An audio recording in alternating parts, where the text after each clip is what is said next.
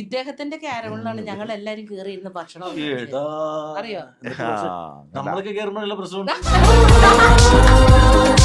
Magic മഷ്റൂമുമായിട്ട് എന്തെങ്കിലും ബന്ധമുണ്ടോ എന്നുള്ളത്. പക്ഷെ അതിലുള്ളൊരു ബന്ധം എന്ന് പറഞ്ഞാൽ നാദിർഷ എന്ന് പറയുന്ന വ്യക്തിയുടെ പടത്തിന്റെ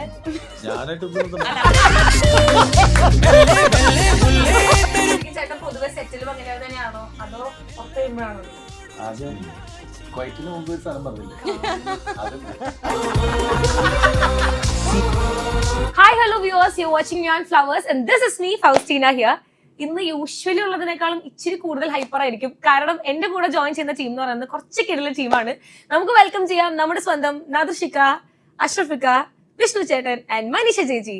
സോ നാലുപേർക്കും വെൽക്കം ടു ദ ഷോ. നമസ്കാരം. എന്തൊക്കെയുണ്ട് വിശേഷം? സുഖമായിട്ടിരിക്കുന്നത്. ഇന്റർവ്യൂ ഒക്കെ കൊടുത്ത് ക്ഷീണിച്ചോ? All set. ചെറിയൊരു തളർച്ചയുണ്ടായി. ഇപ്പൊ റെഡി ആയില്ലേ? അതിനെ ഞാൻ എനർജി പകർന്നു തന്നതാ. അപ്പൊ നമ്മുടെ പുതിയ വിശേഷം എന്ന് പറയുന്നത് മാജിക് മഷ്റൂംസ്. എനിക്ക് ശരിക്കും ഈ പേര് കേട്ട സമയത്ത് കുറച്ച് ട്രിപ്പി, കുറച്ച് ജെൻസി അങ്ങനത്തെ ഒരു സംഭവമാണ് ആദ്യം അടിച്ചത്. ഇങ്ങനെ കുറച്ച് ട്രിപ്പായി നടക്കുന്ന ഒരു സംഭവം ഇല്ലേ? പക്ഷെ ട്രെയിലർ കണ്ടപ്പോൾ എൻറ്റയർലി ഡിഫറെന്റ് ആണ്. പക്ക ഒരു നാദിർഷ ഫിലിം കണ്ടൊരു ഫീൽ ഉണ്ട്. ഭയങ്കര ഒരു പ്രകൃതി രമണീയത and then very family close ആയിട്ട് നിൽക്കുന്ന ഒരു മൂവി. അപ്പൊ ശരിക്കും ഇപ്പൊ പേര് കേൾക്കുന്ന പോലെ കുറച്ച് ഡിഫറെന്റ് ആണല്ലോ. അപ്പൊ ആ ഒരു ട്രിപ്പിനെസ്സും അതുപോലെ തന്നെ ഈ ഒരു കോമഡി എലമെന്റ്സും കൂടെ എങ്ങനെയാണ് ബാലൻസ് ചെയ്തത് സിനിമയിൽ? ഇത് പറഞ്ഞാലും രണ്ട് കാര്യമുണ്ട്. ഒന്ന്, ഒരു നാദിർഷ സിനിമ എന്ന് പറയുന്നതിന്റെ ഹ്യൂമർ ഉണ്ട്.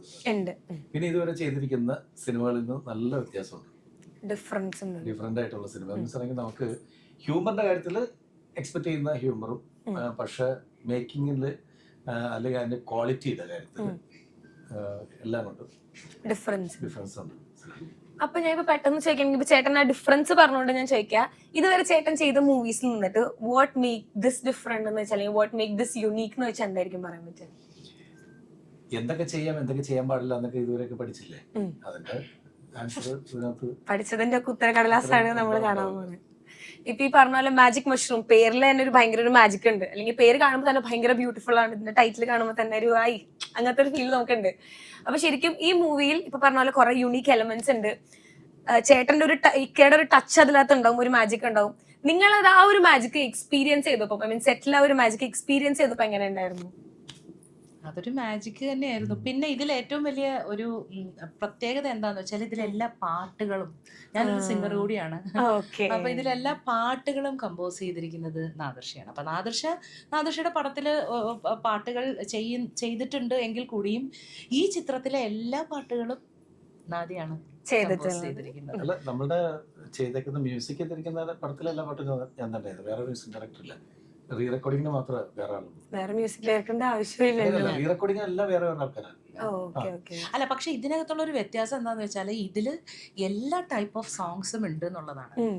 ഒരു ആസ് എ മ്യൂസിക് ഡയറക്ടർ ഇതിനകത്ത് നല്ലൊരു മെലഡി സോങ് ഉണ്ട്, നല്ലൊരു അടിപൊളി പാട്ടുണ്ട്, പിന്നെ അതോടൊപ്പം തന്നെ ഫാമിലി ബോണ്ടിങ് കാണിക്കുന്ന അങ്ങനെ എല്ലാ ടൈപ്പ് ഓഫ് പാട്ടുകളും ഇതിനകത്ത്. പിന്നെ അത് മാത്രമല്ല 2026 ഗാനമേളക്കാർക്ക് ഒരു ചാകരയാണ് ഇതിനകത്തെ പാട്ടുകളെല്ലാം തന്നെ. ഇപ്പൊ ഈ പാട്ടുകൾ എന്ന് പറയുന്ന സമയത്ത് കുറെ സിനിമകൾ പാട്ടുകളിലൂടെ അറിയപ്പെടുന്ന സിനിമകളുണ്ട്. അല്ലെങ്കിൽ പാട്ടുകൾ നമ്മുടെ പേഴ്സണൽ ലൈഫിൽ കുറെ കണക്ട് ആവുന്ന കുറെ പാട്ട്. ഇപ്പം നമ്മൾ ഇച്ചിരി റൊമാൻറ്റിക് ഒക്കെ ആണെങ്കിൽ നമുക്ക് അങ്ങനത്തെ ഒരു പാട്ട് കേൾക്കാം. അല്ലെങ്കിൽ ഇപ്പൊ ഒരു ബ്രേക്കപ്പ് ഒക്കെ അടിച്ചിരിക്കണമെങ്കിൽ നമുക്ക് അങ്ങനത്തെ ഒരു ഡിപ്രഷൻ വൈസ് പാട്ട് കേൾക്കാം. ശരിക്കും സിനിമകളിൽ നോക്കുകയാണെങ്കിൽ ഒരു സോങ്ങിന് എത്രത്തോളം ഒരു ഇമ്പോർട്ടൻസ് ഉണ്ടാവും? പണ്ട് നമ്മൾ കണ്ടു വളർന്നിരിക്കുന്ന സിനിമകളിലെല്ലാം മ്യൂസിക്കിന് ഭയങ്കര ഇമ്പോർട്ടൻസ് ഉണ്ടായിരുന്നു. ഞങ്ങളുടെ ഒരു ഏജിൽ നമ്മൾ കണ്ടിരിക്കുന്ന എല്ലാ സിനിമകളിലും രണ്ട് ഘടകങ്ങളുണ്ട്. നല്ല കഥയാണ് നമ്മൾ പറയുമ്പോഴുണ്ടല്ലോ, നല്ല സിനിമയുടെ നല്ല കഥ, നല്ല പാട്ട്, അതിന്റെ കൂടെ അതുണ്ടാവും. പക്ഷെ ഇപ്പോ നമ്മള് സിനിമ കണ്ടു പോരുമ്പോ അതിന്റെ റീ റെക്കോർഡിംഗ് പർപ്പസിന് മാത്രമാണ് പലപ്പോഴും ചില പാട്ടുകൾ വന്നു പോയിക്കൊണ്ടിരിക്കുന്നത്. അതൊരിക്കലും കുറ്റമായിട്ടല്ല പറയുന്നത്. പക്ഷെ അതിന് ആ സിനിമയ്ക്ക് അത് മതി, അത്രയും ഒരു സ്പേസ് മതി. ചിലപ്പോൾ 4 വരിയൊക്കെ ഉണ്ടാവുള്ളൂ, അതല്ലാണ്ട് ഒരു ഫുൾ സോങ് ആയിട്ട് ഉണ്ടാവില്ല. അപ്പൊ അങ്ങനെ പോയിക്കൊണ്ടിരിക്കുന്നതിനിടയിൽ നമ്മളിങ്ങനെ ഒരു ചെയ്യുമ്പോൾ നമ്മൾക്ക് ആഗ്രഹമുള്ള അല്ലെങ്കിൽ നമ്മള് കാണാൻ കൊതിക്കുന്ന തരത്തിലുള്ള ഒരു സിനിമ, അതിനകത്ത് തമാശ വേണം. ഇപ്പോൾ നേരത്തെ നമ്മൾ ചർച്ച ചെയ്തപ്പോൾ നല്ല പാട്ടുകൾ ഉണ്ടെന്ന് പറയുന്നു, ആ പാട്ടുകൾ വേണം എന്നൊക്കെയുള്ള ഒരു ആഗ്രഹമുണ്ട്. അല്ല, ഇതിനകത്ത് വേറൊരു സസ്പെൻസ് എന്ന് പറയുന്നത് നാദിയുടെ മോള് ഇതിനകത്ത് ഒരു പാട്ട് അതാണ് ഇപ്പം ട്രെൻഡിങ് ആയിട്ട് പോയിക്കൊണ്ടിരിക്കുക. നിങ്ങളുടെ ആ ഒരു പാട്ട് ഫേസ്ബുക്കും ഇൻസ്റ്റാഗ്രാമും യൂട്യൂബും ഒക്കെ ഫുൾ അത് തന്നെയാണ്. അപ്പം മോൾ ഫസ്റ്റ് ടൈം അല്ലേ പാടുന്നത്? അതെ, ആദ്യമായിട്ട്. ഓക്കെ ചേട്ടൻ പറഞ്ഞു. അല്ല, ഇതിനകത്ത് ഇപ്പൊ പറഞ്ഞ പാട്ടുകളെ കുറിച്ചിട്ടുള്ള ഗുണഗണങ്ങൾ പറഞ്ഞു. അതിന്റെ ഇത്രയും ക്വാളിറ്റി ഉണ്ടാകാൻ കാരണം എന്ന് പറയുന്നത് അതിന് പാടിയിരിക്കുന്ന സിംഗേഴ്സിന്റെ ഒരു ക്വാളിറ്റി ഉണ്ട്. അതില് ശങ്കർ മഹാദേവൻ, ചിത്ര ചേച്ചി, പിന്നെ ശ്രേയ ഘോഷൽ, ഹനാൻ ഷാ, വിനി ശ്രീനിവാസൻ, ജാസി ഗിഫ്റ്റ്, റിമി ടോമി, രജനി ജോസ്, അങ്ങനെ പിന്നെ എൻ്റെ മോള് ഖദീജ. അങ്ങനെ 9 സിംഗേഴ്സാണ് പാടിയത്. ഇതില് സിംഗേഴ്സ് എന്നൊക്കെ പറയുന്നത് ഈ പറയുന്ന ശങ്കർ മഹാദേവൻ, ശ്രേയ ഘോഷൽ, ചിത്ര ചേച്ചി തൊട്ട് വിനീത്, ഇവരുടെയൊക്കെ ഒരു ഇവരെക്കൂടെയൊക്കെ പാടിക്കുന്ന പറഞ്ഞാൽ ഇവര് പാടാൻ ചാൻസ് വെച്ചെടുക്കുന്ന ആൾക്കാരല്ല. ഇവര് 2 കാര്യങ്ങളുണ്ട്. ഒന്ന്, നല്ല പാട്ടാണെന്ന് കേട്ടിട്ട് അത് ഓക്കെ ആണെങ്കിൽ മാത്രമാണ് നമുക്ക് അവർ പാടാന്ന് വരെ സമ്മതിക്കുള്ളൂ. അപ്പൊ അങ്ങനെ അത് പാടാന്ന് സമ്മതിച്ചു കഴിഞ്ഞിട്ടുണ്ടെങ്കിൽ തന്നെ അതിന്റെ ഒരു എക്സ്പെൻസ്, പേയ്മെന്റ്, അതൊരു അറ്റത്തുനിന്ന് ഇതെല്ലാം ചെയ്യാമെന്ന് തയ്യാറായ ഒരു പ്രൊഡ്യൂസറോട് ഇരുന്നുണ്ട്. അല്ല, അദ്ദേഹം ഒരു സപ്പോർട്ട് ചെയ്തില്ല. ഞാൻ എൻ്റെ അടുത്ത് പറയണത് നാദർഷ എന്നെ നിൽക്കാന്ന് വിളിക്കാം. അപ്പൊ നിങ്ങള് പാട്ട് നല്ലതാണ്, പക്ഷെ ഇത്തരം കാശ് കൊടുത്തിട്ട് എനിക്ക് പാടിക്കേണ്ട കാര്യമില്ല. എൻ്റെ അടുത്ത് വീടിന്റെ അടുത്തൊരു ഇസ്മായിലുണ്ട്, പുള്ളിനെ കൊണ്ട് പാടിച്ചാൽ നന്നായിരിക്കും ആഗ്രഹമാണ് എന്ന് പറഞ്ഞു കഴിഞ്ഞാൽ നമുക്ക് ഒന്നും പുള്ളിക്ക് കാശൊന്നും കൊടുക്കണ്ട, പുള്ളി പാടിക്കോളൂ എന്ന് പറഞ്ഞു കഴിഞ്ഞാൽ അങ്ങനെയല്ല എന്നാണ് പറഞ്ഞു. അങ്ങനെ പറഞ്ഞു പോയായിരുന്നെങ്കിൽ പെട്ടുപോകില്ലേ? സംഭവിക്കില്ല. ഇപ്പൊ നിങ്ങൾ പറയുന്ന ഈ പാട്ടിനെ പുകഴ്ത്തുന്നുണ്ടെങ്കിൽ ആ പാട്ടുകാരെ ക്വാളിറ്റിയും കൂടി ഉണ്ട്. അപ്പൊ അതിന് സംബന്ധിച്ച പ്രൊഡ്യൂസർക്ക് ഞങ്ങളുടെ താങ്ക്സ്. അല്ല, അത് പാട്ടിന്റെ കാര്യത്തില് മാത്രമല്ല കേട്ടോ, ഒരേ കാര്യം അല്ല, സിനിമയ്ക്ക് വേണ്ട ഒരു കാര്യത്തിലും ഒരിടത്തും ഒരു കൺജഷൻ വന്നിട്ടില്ല.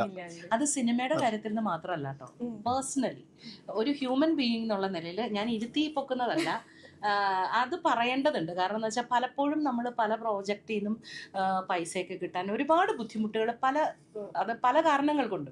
പക്ഷെ ഇദ്ദേഹം 10 ദിവസത്തിനുള്ളിൽ പല ആൾക്കാർക്കും ആ പേയ്മെന്റ് 10 ഡേയ്സിനുള്ളിൽ അഡ്വാൻസ് പേയ്മെന്റ് കൊടുക്കും.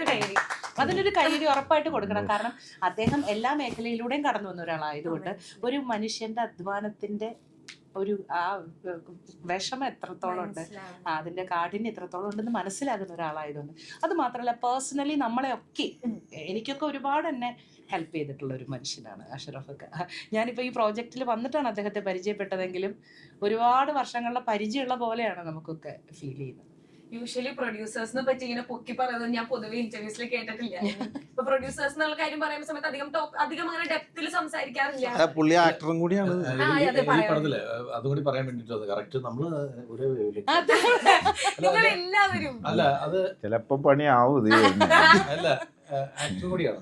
ഈ സിനിമയിലല്ല ഇദ്ദേഹം ആർട്ട് അസിസ്റ്റന്റ് ആയിട്ട് വർക്ക് തുടങ്ങിയത്. പണ്ട് ബാവക്കാട് കൂടെ ആർട്ടിന്റെ ഈ പടത്തിൽ നമ്മള് ചീഫ് ബാവക്കയാണ്.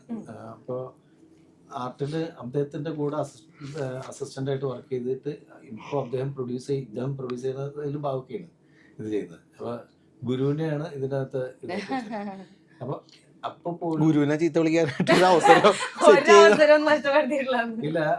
അങ്ങനെ ചെയ്യുന്ന സമയത്ത് വേണമെങ്കിൽ ആ സമയം തൊട്ട് ചെറിയ ചെറിയ വേഷങ്ങൾ ശരിക്ക് അഭിനയം കൊതിച്ചിട്ടാണ് ഈ സിനിമയിൽ ഈ പണിയൊക്കെ ചെയ്തു വന്നത്. കൊച്ചു കൊച്ചു പണികളിലൊക്കെ ചെയ്യുമ്പോഴും ഉള്ളിന്റെ ഉള്ളിൽ അഭിനയിക്കാനുള്ള മുഖ. ഈ കാശ് മുടക്കി ഇത്രയും ആൾക്കാരെ വെച്ചിട്ട് ഇതെല്ലാം ചെയ്യിച്ച് പഠിക്കുമ്പോ അല്ല, എന്നിട്ട് വേണമെങ്കിൽ എനിക്ക് അങ്ങനെയുള്ളൊരു വേഷം ചെയ്യുന്നത്. പക്ഷെ അങ്ങനെയല്ല, ഇതിനകത്ത് അങ്ങനെ അമിത പ്രാധാന്യം ഉള്ളത് വേണമെന്നൊന്നും പറഞ്ഞില്ല. എൻ്റെ അടുത്ത് പറഞ്ഞത് ഇതിൽ അത്യാവശ്യം ചെയ്യാൻ പറ്റുന്നൊരു സാധനം ആണ് ഞാൻ. എന്നാൽ അതുകൊണ്ട് യാതൊരു പരാതിയോ പരിഭവോ വേറെ കാര്യങ്ങളൊന്നും ഉണ്ട്. എൻ്റെ അടുത്ത് തന്നെ ബോസേ ഞങ്ങൾ അങ്ങോട്ട് ബോസ് ചെയ്ത് അപ്പോൾ അത് സിനിമ ഒന്നാണ്, അതിന് ബോസ് പറഞ്ഞു വിചാരിച്ചിട്ട് കുഴപ്പമില്ല, എന്താണെന്ന് വെച്ചാൽ എന്ന് പറയുന്ന അത്രേ ഉള്ളൂ. അതൊന്നും ചിലപ്പോൾ എല്ലായിടത്തും ഒന്നും സംഭവിക്കുന്ന കാര്യങ്ങളല്ല. ഇരുത്തി പൊക്കിയതല്ല കേട്ടോ. പോസിറ്റീവായിട്ടുള്ള കാര്യങ്ങൾ പോസിറ്റീവായിട്ട് ചേട്ടന്റെ മിനിക്കയുടെ മുഖത്തെ എക്സ്പ്രഷൻസ് കാണുമ്പോൾ തന്നെ ഭയങ്കര ഒരു കൃതജ്ഞത ഫീൽ എനിക്ക് ഭയങ്കരമായിട്ട് ഫീൽ ചെയ്തല്ല. ഞാൻ കണ്ടത് ഇരിക്കണ്ടായിരുന്നു എക്സ്പ്രഷൻ. അപ്പൊ എന്താ പറയാ, ഇട്ട എക്സ്പ്രഷൻ ഇതാണ്. നിങ്ങൾക്കത് വേറെ അല്ല, സിംപ്ലിസിറ്റി കൂടിയിട്ടേ, സിംപ്ലിസിറ്റി അങ്ങോട്ട് കൂടി. 17 വർഷം മുമ്പ് എന്നെ ഇന്റർവ്യൂ ചെയ്ത ആളാണായിരിക്കും. 17 വർഷം അതെനിക്ക് പുതിയ അറിവ്. ഭഗവതിപുരം. ശരിക്കും ഇതൊക്കെ കേൾക്കണ സമയത്ത് എന്നെ what do you ഞാൻ feel? നായകൻ, സൗപർണിക നായിക. ഞങ്ങൾ രണ്ടാളും ഇന്റർവ്യൂ ചെയ്തതാണ് 17 വർഷം മുമ്പ്. ഇനി ഞാൻ ഇതുപോലെയൊക്കെ ഇരിക്കട്ടെ ഇന്റർവ്യൂ ചെയ്തിട്ട്. ശരിക്കും ഇങ്ങനെ ഈ ഒരു ടീമിലെ ആൾക്കാർ ഇങ്ങനെ പറയാന്ന് പറഞ്ഞാൽ ഞാൻ ചെറിയ കാര്യമല്ല. ഞാൻ പറഞ്ഞില്ലേ പ്രൊഡ്യൂസേഴ്സിനെ പറ്റിയിട്ട് ഇത്രയും പേഴ്സണലി കണക്റ്റഡ് ആയിട്ട് പറയാന്ന് പറഞ്ഞാൽ it's not an easy thing, it's not a silly thing. അപ്പൊ ശരിക്കും ഇത് കേൾക്കുന്ന സമയത്ത് ഇപ്പൊ വാട്ട് ഡു യു ഫീൽ? എനിക്ക് ഞാൻ സത്യത്തിൽ ഇങ്ങനെ ഒന്ന് കിട്ടുവെച്ചിട്ട് ചെയ്യുന്നതല്ല. ഇതിപ്പോ ഈ പടത്തിനാണ് ഇവര് കണ്ടിട്ടുള്ളൂ. ഇതിനു മുമ്പ് 6-7 പടം ഞാൻ ചെയ്തു. ഈ 7 പടത്തിനും ഇതേപോലെ തന്നെ ഒരു 10 ദിവസം അഡ്വാൻസ് ഞാൻ ആദ്യമായിട്ട് കൊടുക്കും. അന്ന് ജോയിൻ ചെയ്ത് അന്ന് തന്നെ രാത്രി എല്ലാവരും പേയ്മെന്റ് കൊടുക്കും. അങ്ങനെയായിരുന്നു. ഇതിനു വേണ്ടി ചെയ്തതല്ല. ഇതില് കുറച്ച് വലിയ ടീമിന്റെ കൂടെ വെക്കുമ്പോൾ അവരിത് അങ്ങോട്ട് കുറച്ച് എസ്റ്റാബ്ലിഷ് ആയി, ടെക്നീഷ്യനും ക്രൂവും എല്ലാം വലിയ ടീമുകളായിരുന്നു. അപ്പൊ അങ്ങനെ അതായിരുന്നുള്ളൂ. ഇതിന് മുമ്പത്തെ പടങ്ങളാണെങ്കിലും 1 രൂപ പോലും ആരും ബാക്കി വെച്ചിട്ടില്ല, എല്ലാം ക്ലിയർ ചെയ്തിട്ട് സെറ്റിൽ ചെയ്ത് പോകുന്നതാണ്. ഞാനൊരു ഇടിച്ച് കയറിയിട്ട് എനിക്ക് ഷൈൻ ചെയ്യാനോ ഒരു പെർഫോം ചെയ്യാനോ മറ്റുള്ള ഉത്തരവാകാനോ ചെയ്തതല്ല. ഈ തുടക്കത്തിൽ ഞാനിപ്പോൾ ഈ ആർട്ട് അസിസ്റ്റന്റ് ആയിട്ട് വർക്ക് ചെയ്തിട്ടുണ്ട്, ഡയറക്ടർ അസിസ്റ്റന്റ് ആയിട്ട് വർക്ക് ചെയ്യുന്നത്, ക്യാമറ അസിസ്റ്റന്റ് ആയിട്ട് വർക്ക്, സിനിമയുടെ ഒരു വിധമുള്ള മേഖലയിലൊക്കെ അങ്ങനെ വർക്ക് ചെയ്തിട്ട് 10-35 വർഷമായിട്ട് വന്നു. അപ്പോൾ അതിനകത്ത് ഞാനും അവരെ കൂടെ ഇരുന്നിരുന്നതാണ്. ഇപ്പോൾ ഈ ക്രൂവിൻ്റെ കൂടെ ഒക്കെ ഇരുന്നത്. അപ്പോൾ അവരൊക്കെ ബുദ്ധിമുട്ടുകൾ എനിക്കറിയാം. അവരെ ചിലർ വീടിന് വാടക കൊടുക്കണ്ടാവും, ചില വണ്ടിയുടെ ബൈക്കിൻ്റെ അടവ്, ചിലർ ലോൺ എടുത്തതിൻ്റെ അടവ്, ചിലവർ ഈ കുറിയൊക്കെ വിളിച്ചിട്ട് അടക്കാൻ വേണ്ടിയിട്ട് ചുറ്റിയൊക്കെ ഉണ്ടാവില്ല അതിൻ്റെ. പിന്നെ ഈ ഗ്രോസറി ഇതൊക്കെ വേണ്ടി സൂപ്പർ മാർക്കറ്റ് സാധനം എഴുതി വാങ്ങിച്ചിട്ട് തരട്ടാന്ന് പറഞ്ഞിട്ട്. ഇപ്പോൾ ഇവിടെ ഒന്ന് സിനിമയിൽ വന്ന് കുറച്ച് കാശ് കിട്ടിയിട്ട് പോകുമ്പോഴത്തേനും ഒന്നും ഉണ്ടാവില്ല. അത് അവർ ഇവിടെ തന്നെ കുറേ ചിലവാക്കി പോകുമ്പോൾ ഒന്നും ഉണ്ടാവില്ല. അപ്പോൾ ഈ ഒരു എമൗണ്ട് കിട്ടുമ്പോൾ അവർക്ക് അതിനെന്തെങ്കിലും ഉപയോഗിക്കാൻ പറ്റും അവർക്ക്. അപ്പോൾ ആ ഒരു ഇത് കണ്ടിട്ട് ഞാൻ അനുഭവിച്ചുള്ളതാണ്. അപ്പോൾ അതുകൊണ്ട് ഞാൻ പെട്ടെന്ന് കൊടുക്കും. അപ്പോൾ അത് അവർക്ക് എന്തെങ്കിലും ആവശ്യത്തിന് അയച്ചു കൊടുക്കാൻ പറ്റും. അങ്ങനെ ഉദ്ദേശിച്ച് കൊടുത്താൽ, അല്ലാണ്ട് ഞാൻ എനിക്ക് ഷൈൻ ചെയ്യാനോ പേരെടുക്കാനോ വേണ്ടി ചെയ്തത്. പിന്നെ അതിങ്ങനെ ആയിപ്പോയി മാത്രമേ ഉള്ളൂ. എല്ലാവർക്കും മാതൃകയാക്കാൻ പറ്റിയ പ്രൊഡ്യൂസറോടാണ്. ശരിക്കും ഇപ്പൊ വിഷ്ണു ചേട്ടന്റെയും ആദർശിക്കയുടെയും കാര്യം പറയുമ്പോൾ ഭയങ്കര എക്സ്പെക്ടഡ് ആയിട്ടുള്ള ഒരു കോംബോ ആണ്. നിങ്ങളൊരു കോംബോ എവിടെ വന്നാലും അത് കത്തും എന്നുള്ള കാര്യത്തിൽ മലയാളികൾക്ക് ഒരു സംശയമില്ലാത്തതാണ്. ശരിക്കും ആ ഒരു എക്സ്പെക്ടേഷൻ എന്ന് പറഞ്ഞ സംഭവം ഒരു റെസ്പോൺസിബിലിറ്റി ആണോ വിഷ്ണു ചേട്ടാ, അതോ ഈ പറയുന്ന പോലെ ഒരു എക്സൈറ്റ്മെന്റ് ആണോ? എന്താ കൂടുതൽ വരുന്നത്? ഒബ്വിയസ്ലി റെസ്പോൺസിബിലിറ്റി കൂടുതലാണ് അതിൽ. ആളുകൾ നേരെ അത് വെച്ചിട്ട് തന്നെ സംസാരിക്കും. മനസ്സിലായി. പിന്നെ എന്ന് പറഞ്ഞാൽ ഇപ്പോഴത്തെ ഓഡിയൻസ് വളരെ പ്രബുദ്ധരാണ്. 10 വർഷം മുമ്പ് കട്ടപ്പന ചെയ്യുമ്പോഴുള്ള സാഹചര്യമോ അതേ ആക്സെപ്റ്റൻസോ അങ്ങനെയൊന്നും അല്ല. ആളുകളുടെ കാഴ്ചപ്പാടുകൾ തന്നെ ഭയങ്കര ഡിഫറെൻ്റ് ആണ്. അത് എൻറ്റയർലി ഡിഫറെൻ്റ് ആയിട്ടുള്ള വേറൊരു സിനിമയാണ് കട്ടപ്പനയിലെ ഋതിക് റോഷൻ. ഇത് വേറൊരു സിനിമയാണ് മാജിക് മഷ്റൂംസ് എന്ന് പറയുമ്പോൾ. ഇതിലെ കാസ്റ്റിംഗ് ആണെങ്കിൽ തന്നെ എല്ലാം ഫ്രഷ് ഫേസസ് ആണ്. മീൻസ് ഇക്കടെ ഒരു പടത്തിൽ നമ്മൾ ഒരിക്കലും പ്രതീക്ഷിക്കാത്ത കുറേ ആൾക്കാർ, പുതിയ കുറേ ഇൻസ്റ്റാഗ്രാമിലെ ഇൻഫ്ലുവൻസേഴ്സ് ആയിട്ടുള്ള ആൾക്കാരൊക്കെ ഈ സിനിമയിലുണ്ട്. അപ്പം ഇതിൻ്റെ ഒരു സ്ക്രിപ്റ്റിൻ്റെ ഒരു പാറ്റേൺ ആണെങ്കിലും ഒക്കെ ഒരു പുതിയൊരു അപ്രോച്ച് ഇക്കടെ ഭാഗത്തുനിന്ന് ഈ സിനിമയിലേക്ക് ഉണ്ട്. അതിൽ എന്റെ കാര്യത്തിൽ എനിക്ക് പ്രത്യേകിച്ച് എടുത്തു പറയേണ്ടത് വിഷ്ണു ചേട്ടൻ ഒരു പോസ്റ്റ് ഇട്ടായിരുന്നു ഒരു പെൺകൊച്ചിനെ നോക്കിയാണല്ലേ കാസ്റ്റിംഗ് അതെ അതെ. അല്ല, പിന്നെ നാദിയുടെ ഒരു പടത്തിന്റെ ഏറ്റവും വലിയൊരു മറ്റൊരു പ്രത്യേകത എന്താന്ന് വെച്ചാല് നമുക്കൊക്കെ ഭയങ്കര ഫ്രീഡം ഉണ്ട്. പേടിച്ചിട്ടോ അല്ലെങ്കിൽ അങ്ങനെയൊന്നും അല്ല. നമ്മളിപ്പോ ഷൂട്ടിന്റെ ഇടയ്ക്ക് ബ്രേക്ക് വരണ സമയത്ത് എല്ലാരും കൂടി ഇരുന്ന് പാട്ടൊക്കെ പാടി ഭയങ്കര റിലാക്സേഷൻ ആണ്. അപ്പൊ അതുകൊണ്ട് ഒരു എന്താ പറയാ, ഒരു സഭാകമ്പം ഇല്ലാതെ എല്ലാവരോടും ഭയങ്കര. പിന്നെ ഇതൊരു പഞ്ചപാവമാണല്ലോ. ഒരു കാര്യം പറയട്ടെ, ഇപ്പഴാ പ്രൊഡ്യൂസർ അറിയണത് ഷൂട്ടിങ്ങിന്റെ ഇടയിൽ പാട്ടൊക്കെ ഇതൊക്കെ നേരത്തെ പറഞ്ഞൊന്ന് കട്ട് ചെയ്യാൻ പറ്റോ? ഫുൾ ടൈം ഷൂട്ടിംഗ് ആണെന്നും പറഞ്ഞിട്ട് ഞങ്ങള് പറഞ്ഞു വെച്ചേക്കരുത്. അതിനിടയിൽ അല്ല, പുള്ളിയാണ് മറ്റേ സ്പീക്കർ എടുത്തിട്ട് വന്നത്. ഇതില് കരോക്കിട്ട് പാടാന്ന് പറഞ്ഞു. അല്ല, പുള്ളി വണ്ടിയിൽ സെറ്റ് ചെയ്ത് വെച്ചിരിക്കുന്നത് എടുത്തോണ്ട് വെച്ചിട്ടാണ് നവാന്ന് പറഞ്ഞിട്ട് ഇരുന്നിട്ട് പാടി. ഞങ്ങള് ഷൂട്ടിംഗ് പറയുമ്പോ പെരുമഴ സമയത്താണ്, ഭയങ്കര മഴ. ഈ മഴയത്ത് നമ്മള് ടെൻഷൻ അടിച്ചിരുന്നിട്ട് എന്താ കാര്യം? മഴയത്ത് അവിടെ കയറി നമ്മള് ടെൻഷൻ അടിച്ച് പുറത്ത് നിന്നിട്ട് കാര്യമില്ല. പണ്ട് ഞങ്ങളൊരു സ്റ്റേജ് ഷോന് പോയപ്പോഴേ ദുബായ് അൽനാസറിലാണ് ഷോ. അപ്പൊ ഒരു കോസ്റ്റ്യൂമർ ചേട്ടൻ, നമ്മുടെ ഏലൂരുള്ള ചേട്ടനുണ്ട്. അപ്പൊ അല്ല, തങ്കപ്പൻ ചേട്ടൻ അവിടെ പുള്ളിനെ കോസ്റ്റ്യൂമിന്റെ കാര്യങ്ങളിലൊക്കെ ജയറാമേട്ടൻ്റെ എല്ലാവരും ഉള്ള ഷോയാ. അപ്പൊ ഓരോരുത്തരുടെ കോസ്റ്റ്യൂം പെട്ടെന്ന് തേച്ച് വെച്ച് കേട്ടോ. അപ്പൊ ഇങ്ങനെ നമ്മള് ഒരു പാട്ട് കഴിഞ്ഞ് ഇറങ്ങി വരുന്ന അവിടുന്ന് അപ്പൊ ജയറാമേട്ടൻ്റെ ഇത് കൊടുക്കുന്നു. അത് കഴിഞ്ഞിട്ട് അടുത്ത ആളുടെ അപ്പൊ ഞാൻ പെട്ടെന്ന് ഒരു അതിൽ സ്കിറ്റ് കളിക്കാൻ എന്തോ കാര്യത്തിന് വേണ്ടിയിട്ട് ചേട്ടൻ അടുത്ത് കയറണം. എൻ്റെ അടുത്ത് അല്ലെ ചേട്ടൻ ഇത് ചേട്ടൻ ചേട്ടൻ എന്ത് ഇത്ര എൻ്റെ അടുത്ത് ഞാൻ ചൂടായിട്ട് കാര്യമില്ല, പെട്ടി വിടാനുള്ളത്. ഞാൻ ചൂടായിട്ട് കാര്യമില്ല, പെട്ടി ചൂടാവും. ചൂടാവട്ടെ ആദ്യം. പെട്ടി ചൂടാവുന്നത് പറഞ്ഞ ഈ ഇതൊക്കെ നമ്മള് മഴ പറഞ്ഞ സമയത്ത് നമ്മൾ കിടന്ന് വെള്ളം ഉണ്ടാക്കിയിട്ട് എന്തായാലും ആ സമയത്ത് കയറി പാട്ട് വിടുന്നു. മഴ മഴ മഴ. അപ്പൊ ഒരു പാട്ട്, ഭക്ഷണം. സെറ്റപ്പ് മൊത്തത്തില് ഒന്നിനും ഒരു കുറവും ഇല്ലായിരുന്നു. വളരെ ഹാപ്പി ആയിരുന്നു എല്ലാവരും. അത് കഴിയുമ്പോ എല്ലാവർക്കും ഭയങ്കര സങ്കടമായിരുന്നു. ഓ ഇനി പടം തീർന്നല്ലോ. അതെ, ഒരു ഫാമിലി പോലെ ആകെ പടം തീർന്നപ്പോ സന്തോഷമുള്ള പ്രൊഡ്യൂസർക്ക് മാത്രമായിരുന്നു കഴിഞ്ഞു. അതെ സത്യം. അതായത് പ്രാർത്ഥിച്ചോണ്ടിരുന്നത് മനസ്സിലായ അതെ. തീരല്ലേ. മേക്കപ്പ് പാർട്ടി ഒരു വലിയ വെഡിങ് പോലെ ആയിരുന്നു. ഒരു സിനിമയുടെ എക്സ്പെൻസ് മേക്കപ്പ്. ഇത്രയും നമ്മൾ മഴ എന്നൊക്കെ പറയുന്ന കാര്യങ്ങളൊക്കെ ഉണ്ടായിട്ടും നമ്മൾ പ്ലാൻ ചെയ്തത് 50 days ആണ് ചാർട്ട് ചെയ്തത്. അതൊരു മഴ കാരണം കുറെ പ്രാവശ്യമായിട്ട് നമ്മൾ മാറി നിൽക്കേണ്ടി വന്നു. നമ്മൾ സെറ്റ് അവിടെ നിന്ന് ഷിഫ്റ്റ് ചെയ്യേണ്ടി വന്നു, വേറെ സ്ഥലത്തേക്ക് പോയി. അവിടുന്ന് മറ്റേ ഈരാറ്റുപേട്ടിൽ നിന്ന് സെറ്റ് മൊത്തം പൊളിച്ച് പാലക്കാട് പോയി. പാലക്കാട് ഒറ്റപ്പാലത്ത് ക്ഷേത്രത്തിൽ അവിടെ സെറ്റ് എടുത്തു. ഇങ്ങനെയൊക്കെ സംഭവിച്ചിട്ടും 3 ദിവസത്തെ വ്യത്യാസം ഉണ്ടാവുള്ളൂ. 50 days എന്ന് പറയുന്നത് 53 ആയി. അതല്ലായിരുന്നെങ്കിൽ ഒരു പക്ഷേ ഒരു 6-7 ദിവസം മുമ്പ് തന്നെ നമുക്കത് തീർക്കാൻ പറ്റുമായിരുന്നു.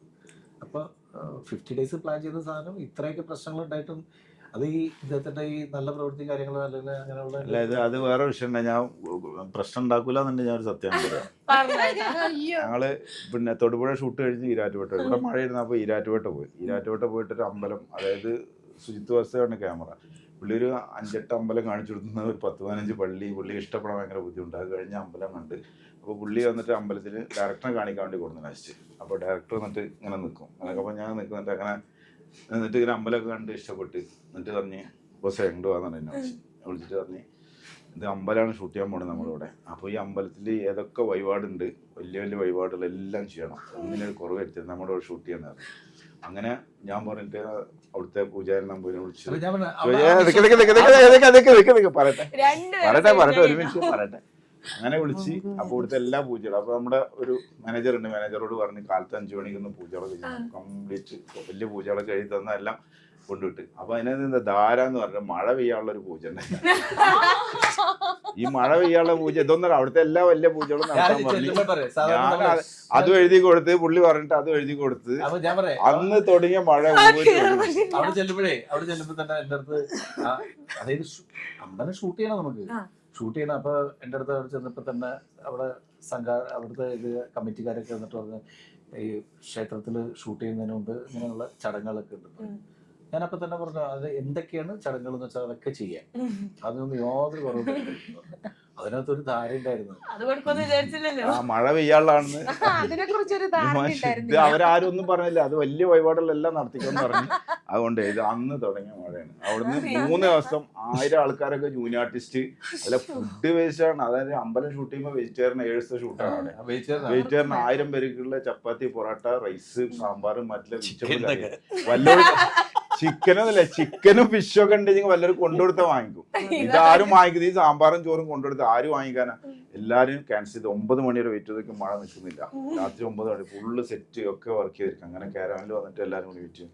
ഇനി 9 മണി കഴിഞ്ഞാൽ അടുത്ത പാറ്റേൺ എന്താ പറഞ്ഞു ബോസ് നമുക്ക് നിർത്തിയാലോ എന്ന് വെച്ചാൽ നിർത്തിയാൽ ഫുഡൊക്കെ ഇരിക്കുകയാണ് അത്രയും. അപ്പോൾ ഈ ഫുഡൊക്കെ എവിടെ കൊണ്ടു കൊടുക്കും? ഇത്രയും കൊണ്ട് 3 ദിവസം വെച്ച് 1000 ആളുടെ ഫുഡ് വെറുതെ ഓരോരുത്തർക്ക് കൊണ്ടു കൊടുക്കുകയായിരുന്നു. 3 ദിവസം നിന്നിട്ടാണ് അവിടുന്ന് അവിടെ നിർത്തി ഷൂട്ട് ചെയ്യണ്ട. എന്നിട്ടാണ് 50 ദിവസം ചാർട്ട് ചെയ്ത പടം 53 ദിവസം കൊണ്ട് 54 ദിവസം 54 ദിവസം അത്രേ ഉള്ളൂ. 3 ദിവസം അല്ലേ? അപ്പൊ ഈ പാട്ടിന്റെ പ്രശ്നമാണ് അത് കുറച്ച് കാണിക്കുന്നത്. എന്നോട് 55 ദിവസം 50 ദിവസം എന്ന് പറഞ്ഞത് 40, 42 മാക്സിമം പോയ 50 അങ്ങനെ പറഞ്ഞിട്ടുണ്ടായിരുന്നു.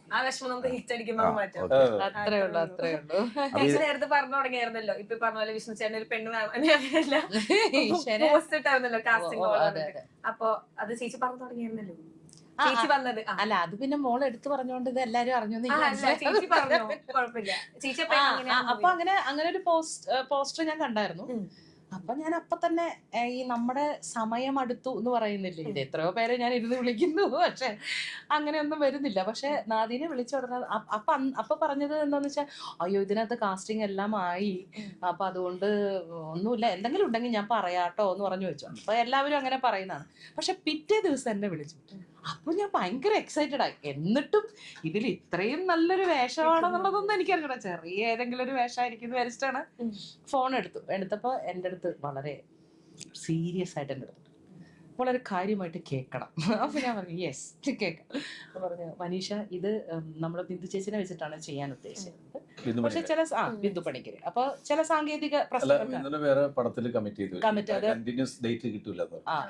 അപ്പൊ ഡേറ്റ് ഇല്ലാത്തത് അത് ഇപ്പൊ ഞാനത് എന്റെ ഭാഗ്യം എന്ന് ഞാൻ പറയുന്നു. കാരണം എന്ന് വെച്ചാൽ ബിന്ദു ചേച്ചിക്ക് ഡേറ്റ് ഉണ്ടായിരുന്നെങ്കിൽ ഈ കഥാപാത്രം ബിന്ദു ചേച്ചി ചെയ്യുമായിരുന്നു. ഇപ്പൊ ഇവിടെ ഇരിക്കുന്ന സമയത്തുണ്ടല്ലോ വിഷ്ണു ചേട്ടൻ, എനിക്ക് ഞാൻ ഇതിന് മുന്നേ ഒരു പ്രാവശ്യം ഇന്റർവ്യൂ എടുത്തെന്ന് പറഞ്ഞില്ലേ, അപ്പോഴാണെങ്കിൽ എനിക്ക് ഫീൽ ചെയ്ത കാര്യം വെച്ചാൽ ഭയങ്കര പാവം, ഭയങ്കര കാം ആൻഡ് ക്വയറ്റ്, ഭയങ്കര സൈലന്റ് അങ്ങനെയാണ്. ശരിക്കും ചേട്ടൻ പൊതുവെ സെറ്റിലും അങ്ങനെ തന്നെയാണോ അതോ പുറത്ത് കഴിയുമ്പോഴാണോ അങ്ങനെ? ആദ്യം ക്വൈറ്റിന് മുമ്പ് ഒരു സ്ഥലം പറഞ്ഞില്ലേ,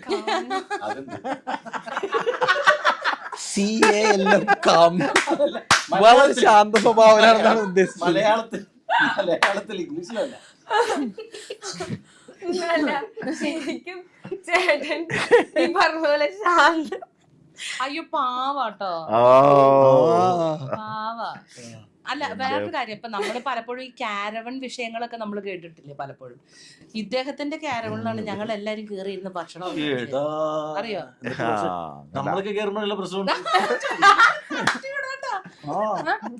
ഞാൻ ഒരു പ്രാവശ്യം എവിടെ എന്റെ എനിക്ക് ഒന്ന് അത്യാവശ്യമായിട്ട് ഒന്ന് ബാത്റൂം പോകാൻ വേണ്ടിട്ട് കഴിയുമ്പോ അത് ശരി ഇപ്പൊ നിങ്ങൾ മനസ്സിലാക്കിയ. അല്ല ഞാൻ പോവാറില്ല എന്താ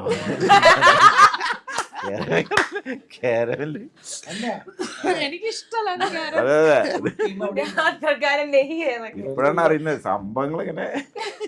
ഞാൻ വേണ്ടി വന്നതൊക്കെ പുറത്തു. അതല്ല, ആ ഡയറ്റ് ഫുഡ് ഉണ്ടായിരുന്നു, ആ ഫുഡ് ഷെയർ ചെയ്യാനാണ്. അതെ, ഫുഡ് ഷെയർ ചെയ്യാൻ മാത്രമല്ല സ്പേസ് എന്ത് ഷെയർ ചെയ്യാം അങ്ങനെയല്ല. ഇതല്ല ഇതങ്ങനല്ല, ഇതങ്ങനല്ല. സ്പേസ് നമുക്ക് ഇരിക്കാനൊക്കെ. അതിപ്പോ എനിക്ക് മാത്രം എന്റെ മോനുണ്ട് എന്റെ കൂടെ, അതുകൂടി പറയട്ടെ. അല്ല ഞാൻ പറഞ്ഞു വന്നത് എന്താന്ന് വെച്ചാല് വളരെ പാവമാണ്. അങ്ങനെ ഒരു ചേച്ചിയുടെ മോൻ ജോലി, അവന് ആദ്യമായിട്ട് ഒരു ഇന്റർവ്യൂ അറ്റൻഡ് ചെയ്തത് കാരവനിൽ ഇരുന്നിട്ട് മറ്റേ വീഡിയോ ഇന്റർവ്യൂ ഉണ്ടായിരുന്നു. അതെ അതെ ജോലിയുടെ. അതാണ് ഉദ്ദേശിച്ചത്. എന്നിട്ട് അവനോട് ഫസ്റ്റ് സാലറിയുടെ 30% എനിക്ക് തന്നോന്ന് ഞാൻ ചോദിച്ചു. ഞാൻ വാങ്ങിച്ചത് മനുഷ്യ മാത്രമല്ല, നേരത്തെ പറഞ്ഞ സാധനമാണ്. മനുഷ്യ മാത്രമല്ല, എല്ലാ ലേഡീസും ഞങ്ങൾ സോറി അളിയ, എന്റെ മകൻ അറിയാണ്ട് വീട് പോയത്. വലിയ ഉപകാരം. പിന്നെ നമ്മൾ ഈ ടൈറ്റിലോട്ട് വരുന്ന സമയത്ത് ഞാൻ വളരെ ബുദ്ധി ഉപയോഗിച്ച് കണ്ടുപിടിച്ച ക്വസ്റ്റ്യൻ ആട്ടാ. ഇത്ര നേരം നിങ്ങൾ കേട്ട ചോദ്യങ്ങളൊക്കെ രാവിലെ തുടങ്ങി ഇന്റർവ്യൂസ് നിങ്ങൾ കേൾക്കണമായിരിക്കും, പക്ഷെ ഇത് കേട്ടിട്ടുണ്ടാവില്ല. ഈ മാജിക് മഷ്റൂമിന്റെ ഇതിന്റെ മുകളിൽ 2 ഉറുമ്പുണ്ടല്ലോ.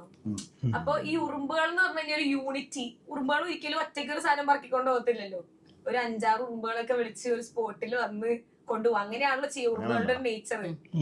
അപ്പൊ ഞാൻ ഒരു ആർട്ടിക്കിളിൽ വായിച്ചിട്ടുണ്ടായിരുന്നു, ഈ സിനിമയിലെ ഒരു ഗ്രൂപ്പ് ഓഫ് ആൾക്കാര് എന്തോ തെളിയിക്കാൻ എന്തിനോ വേണ്ടിയിട്ട് ഇറങ്ങുന്ന ഒരു കഥയായിട്ട് പോകുന്നുണ്ടെന്ന് മനസ്സിലായി. അല്ലേ പാടി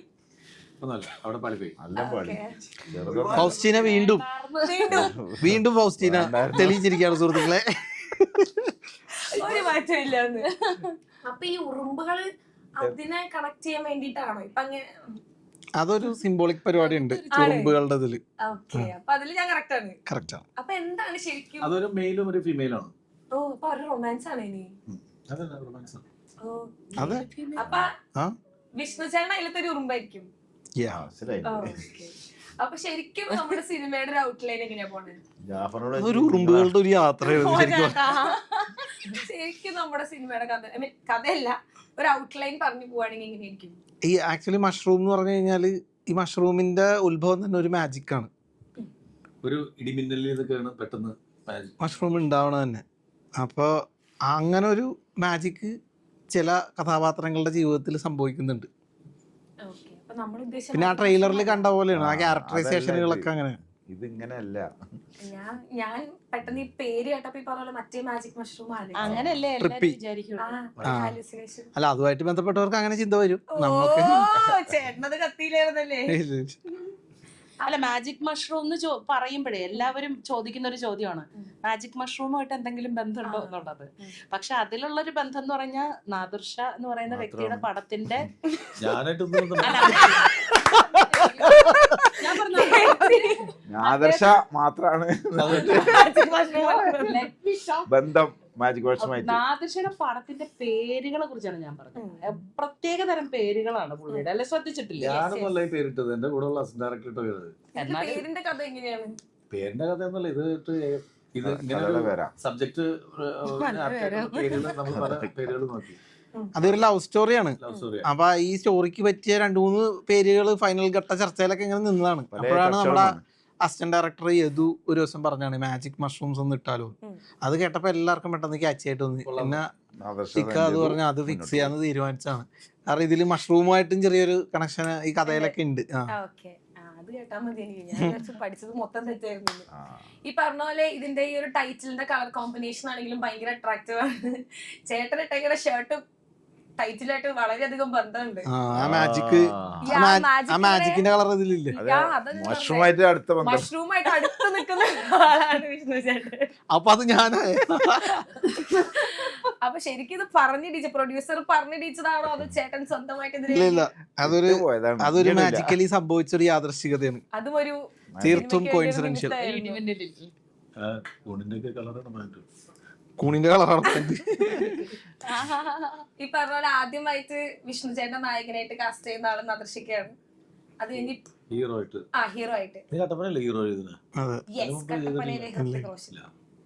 അപ്പൊ ആഫ്റ്റർ ദാറ്റ് ഇപ്പൊ കുറെ നാളുകൾക്ക് ശേഷം വീണ്ടും ചേട്ടന്റെ കൂടെ വർക്ക് ചെയ്യാണ്. ആ സമയത്ത് ആസ് എൻ ആക്ടർ വിഷ്ണു ചേട്ടൻ വന്നിട്ടുള്ള മാറ്റങ്ങൾ എന്തൊക്കെയായിരിക്കും? ഞാൻ പറഞ്ഞ റെപ്രസെന്റേഷനിലുള്ള മാറ്റമുള്ളൂ. അപ്പൊ എന്തായാലും ഞാൻ നിങ്ങൾക്ക് ഫസ്റ്റ് ഡേ ഫസ്റ്റ് ഷോ പോയി കണ്ടിട്ട് നിങ്ങൾക്കൊക്കെ മെസ്സേജ് അയക്കാം തീർച്ചയായിട്ടും. അപ്പൊ ഓൾ ദി വെരി ബെസ്റ്റ്. തിയേറ്ററുകൾ നമുക്ക് ഈ പറഞ്ഞ പോലെ കൊണ്ടുപോട്ടെ.